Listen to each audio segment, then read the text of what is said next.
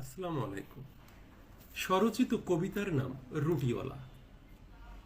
ইমাম আহমেদ ইবনে হাম্বল তীব্র শীতের রাতে পথিক ছিলেন দূরের পথে, কেউ ছিল না সাথে।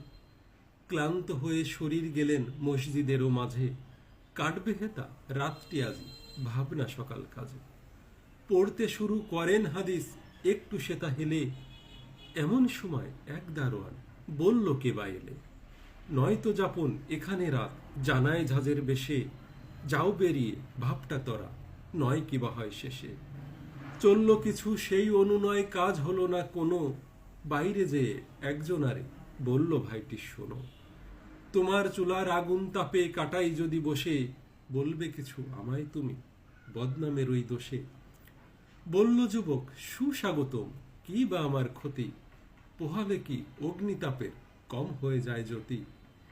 অভয় পেয়ে বসেন পথিক তার চুলাটির পাশে, করেন শুরু হাদিস পড়া আবার মনের আসে।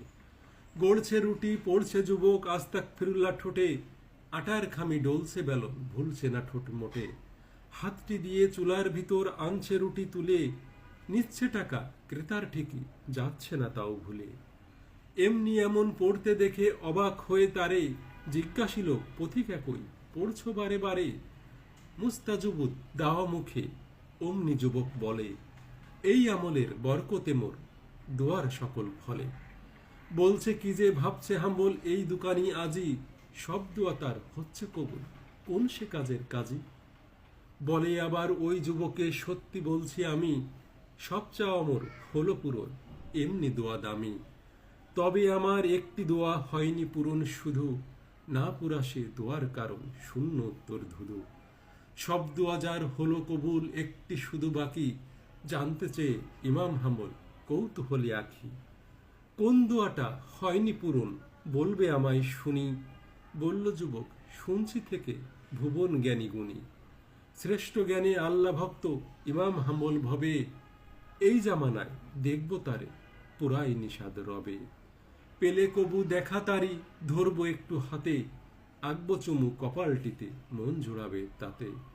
শুনে হাম্বল চুপ থাকিবে আর বা কেমন করে, কণ্ঠে বলে ওরে যুবক কান্না যেন ঝরে। এই দোয়াটাও কবুল তোমার আজকে মাবুদ কাছে, তোমার চাওয়ার সেই জোনা আজ হাজির হেতা আছে।